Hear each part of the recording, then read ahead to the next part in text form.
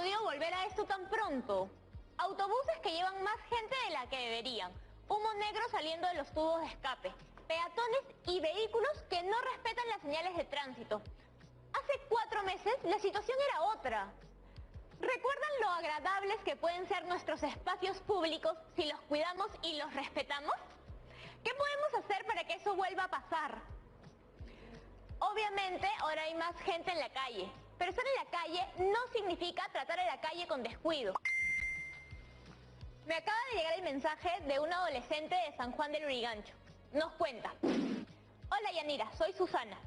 Sobre lo que cuentas, quería compartir que algo así pasa en mi casa.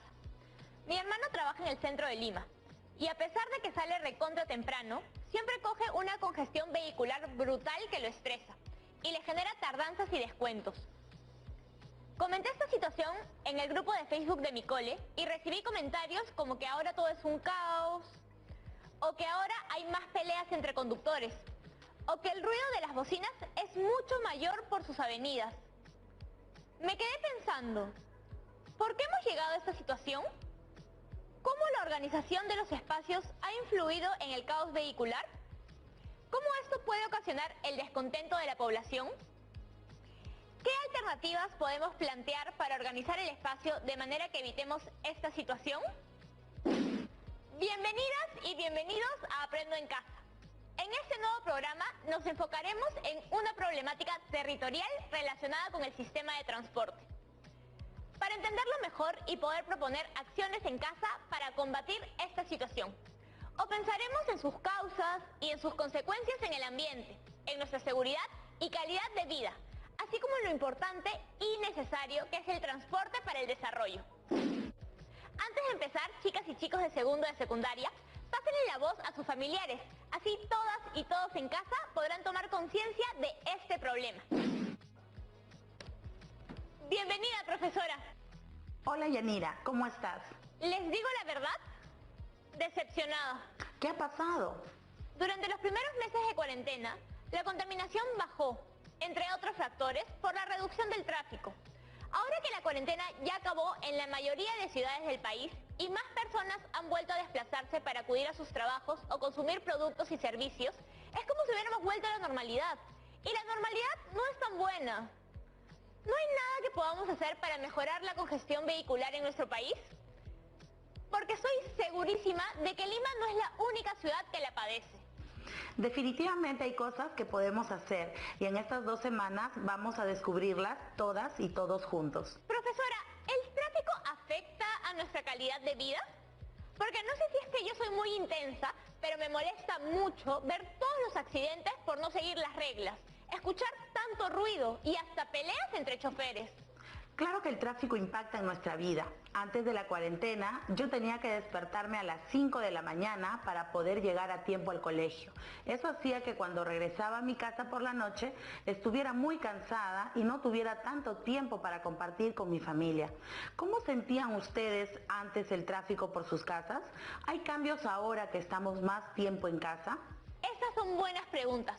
Creo que vamos a resolverlas con estos testimonios. ¿Cómo es el tráfico en tu ciudad? ¿Qué es lo que menos te gusta de él?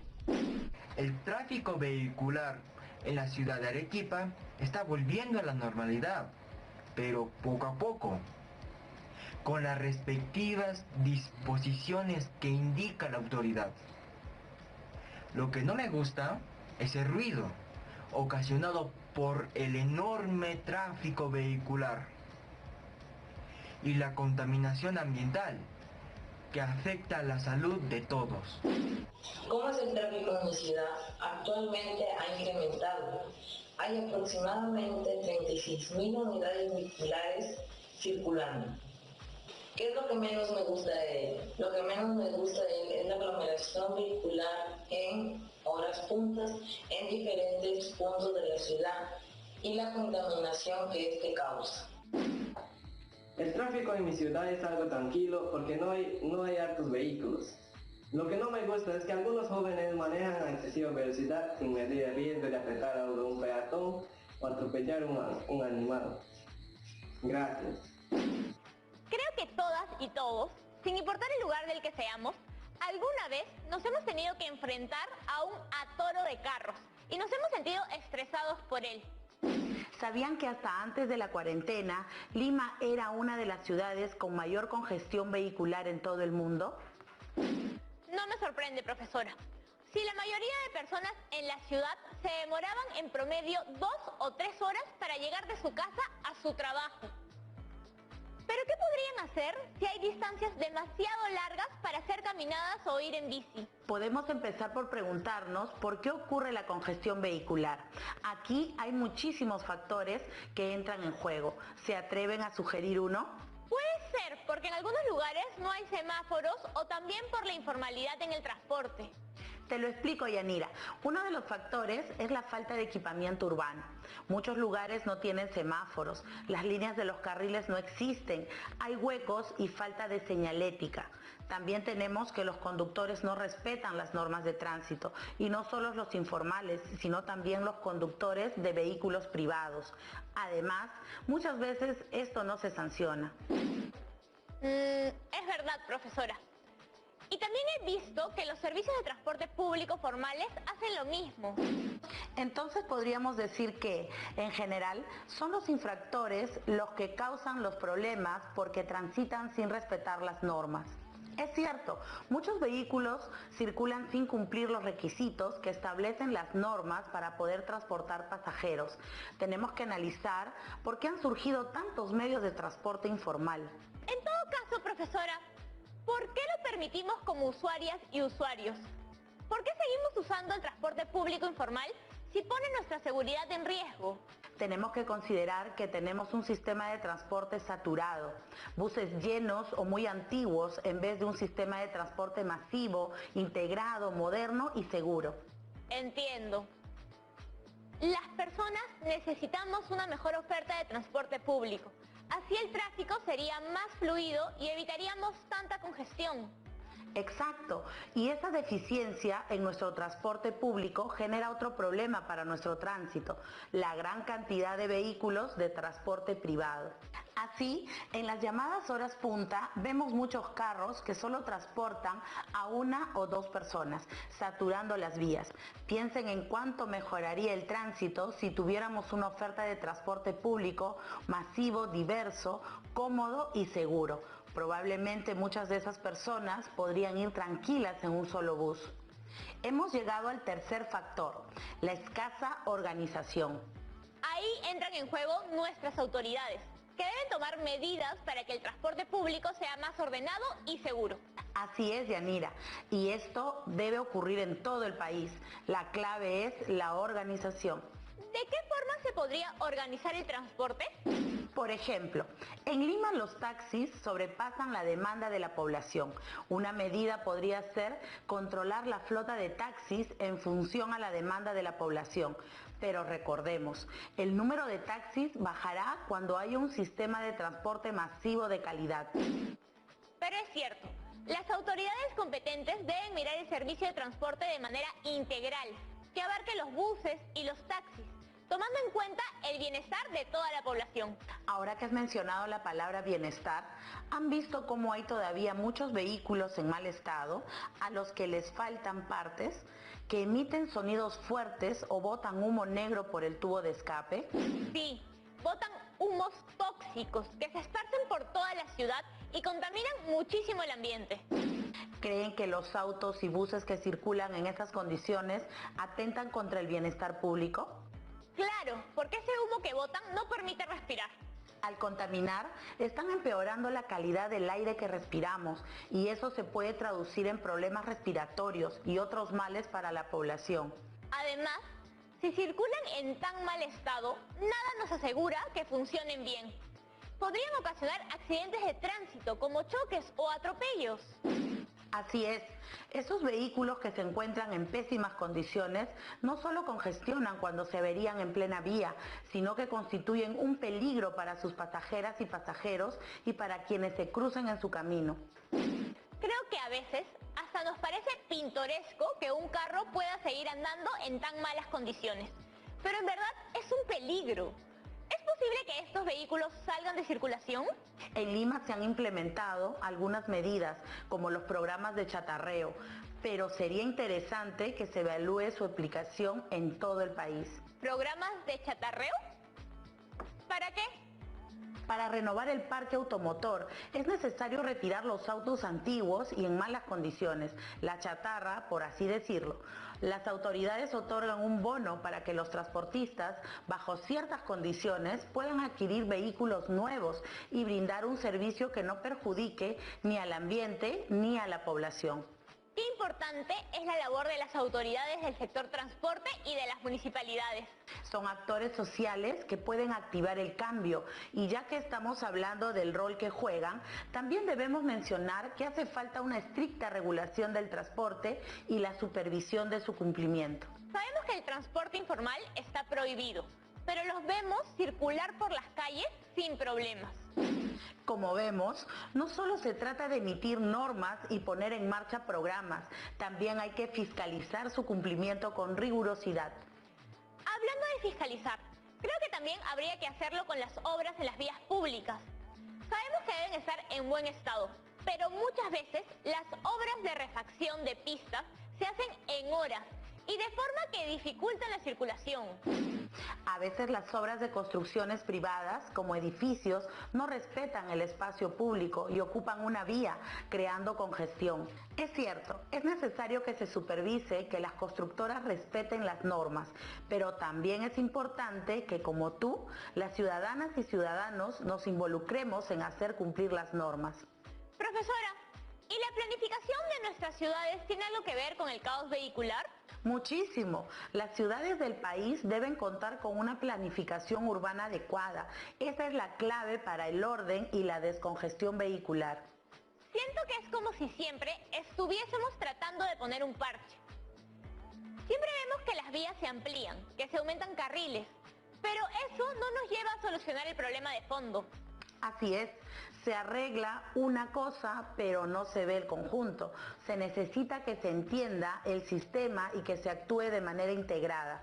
Hace falta un buen planeamiento urbano, mucho más que soluciones temporales. ¿Pero qué hay de nosotros?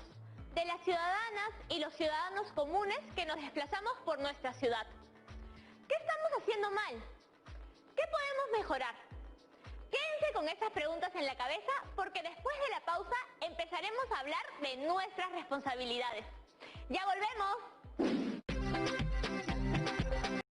Y todos, si ponemos...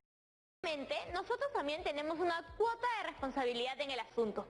¿Ustedes qué dicen? Claro, Yanira, está en manos de todas y todos. Si ponemos de nuestra parte y cambiamos ciertas conductas que asumimos en la calle, podemos ayudar a que desplazarnos de un lado a otro de la ciudad sea menos estresante y peligroso. Lo más terrible es que su imprudencia no solo genera más congestión, sino también muchísimos accidentes. Si vemos un ciclista, debemos mantener al menos 1.5 metros de distancia. Además, los ciclistas deben conducir siempre por la derecha. Los invito a leer el reglamento de la ley que promueve el uso de la bicicleta como medio de transporte sostenible. ¿Alguna vez han estado en un carro cuando el conductor manejaba mientras hablaba por el celular o se pasaba una luz roja? Piensa en cuántos accidentes al año podrían evitarse si respetáramos los paraderos, las señales de tránsito y el límite de velocidad. Cuando retomemos nuestra rutina, tengamos siempre en mente que debemos actuar responsablemente en todos los espacios donde nos encontremos con más gente. En la casa, en el colegio, en los restaurantes y en la calle. Y las pistas también. La educación vial es fundamental para que eso ocurra. Debemos conocer las normas, los riesgos y las responsabilidades que asumimos. Esa capacitación también debería ser para las y los peatones, que también cometemos muchas imprudencias, muchas veces por desconocimiento. Me imagino que cuando las chicas y chicos retomen sus actividades, seguirán cuidándose y serán peatones responsables. Yo también los imagino así. ¿Cuántas veces hemos visto personas cruzando por la pista cuando hay un puente peatonal mucho más seguro a pocos metros? O cruzando impacientes donde no hay un camino de cebra. Debo admitir que a mí también a veces me gana la flojera.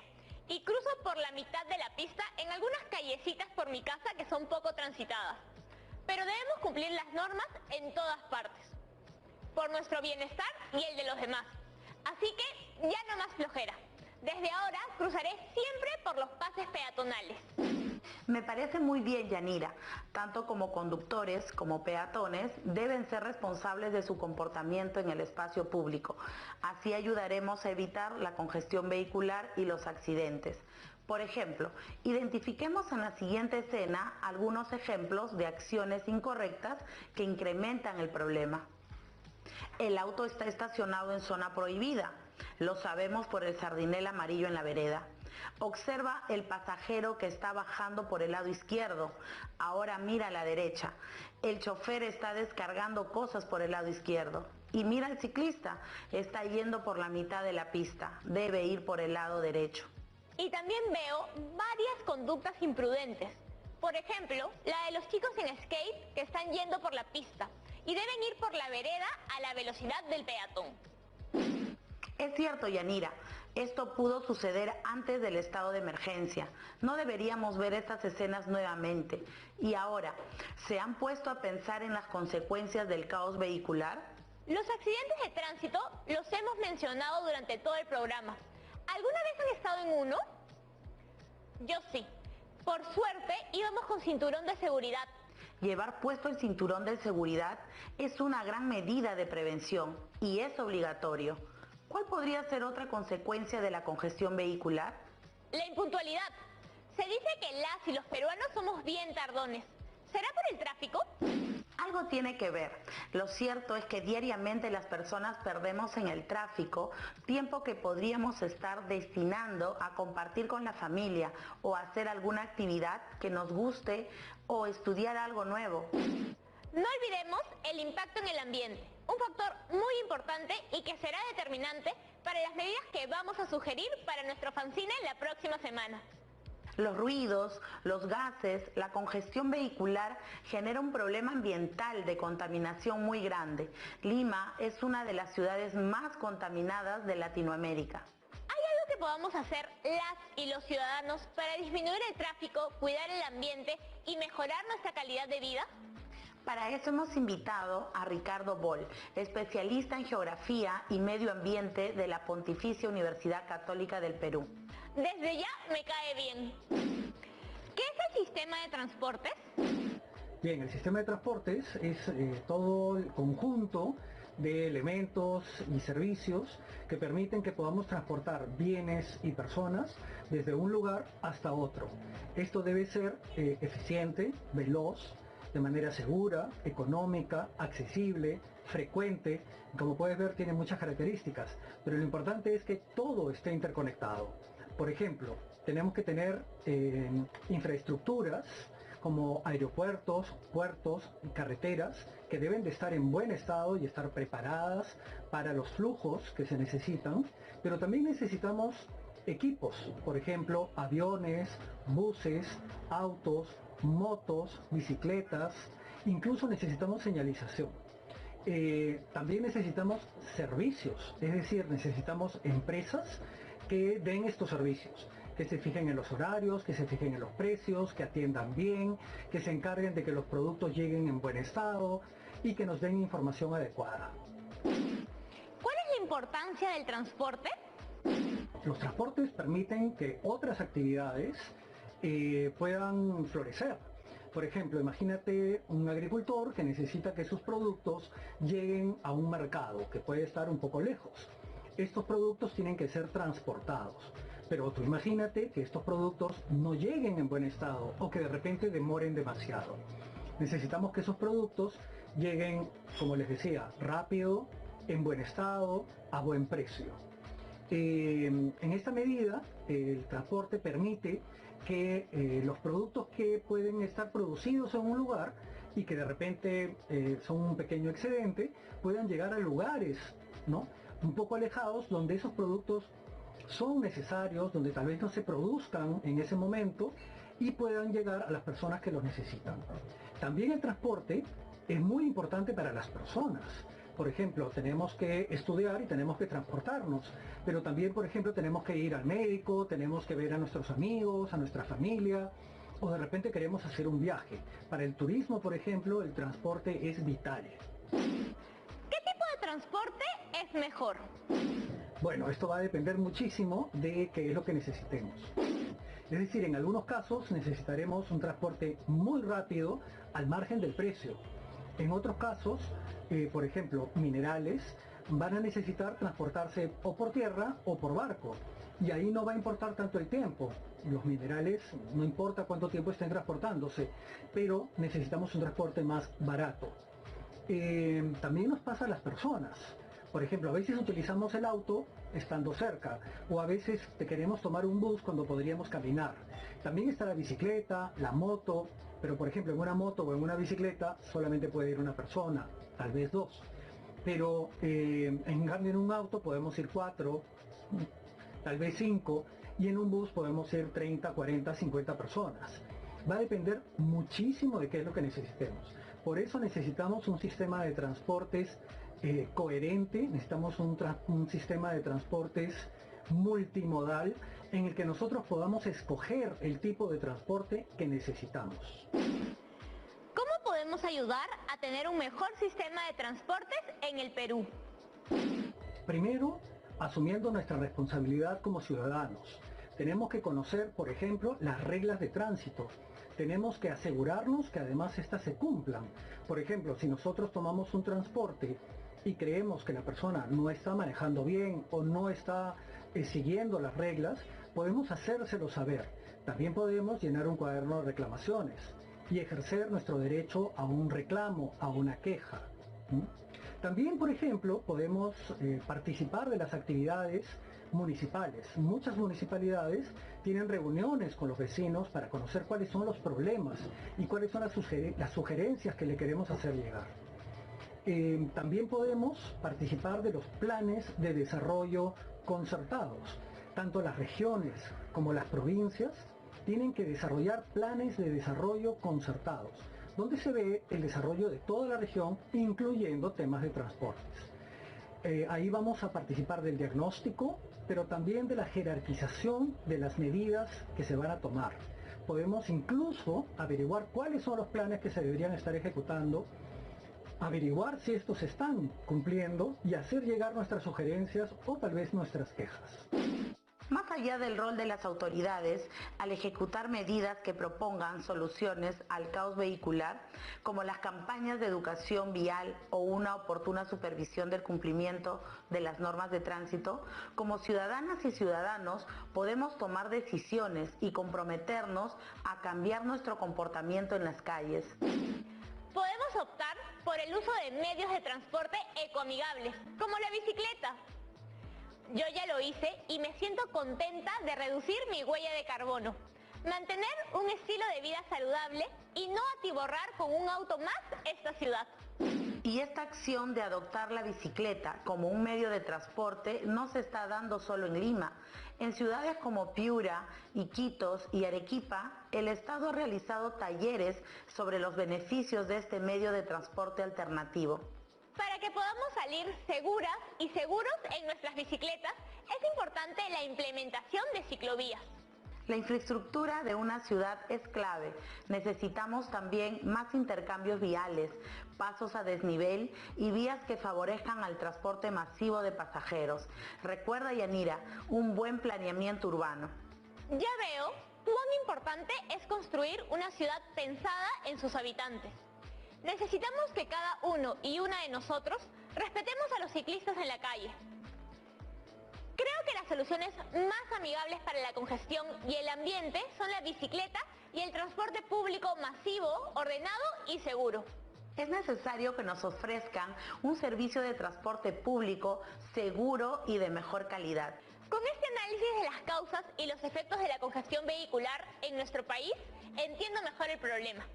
Antes de pasar a proponer alguna posible solución para la situación en nuestra localidad, vamos con el bloque de preguntas.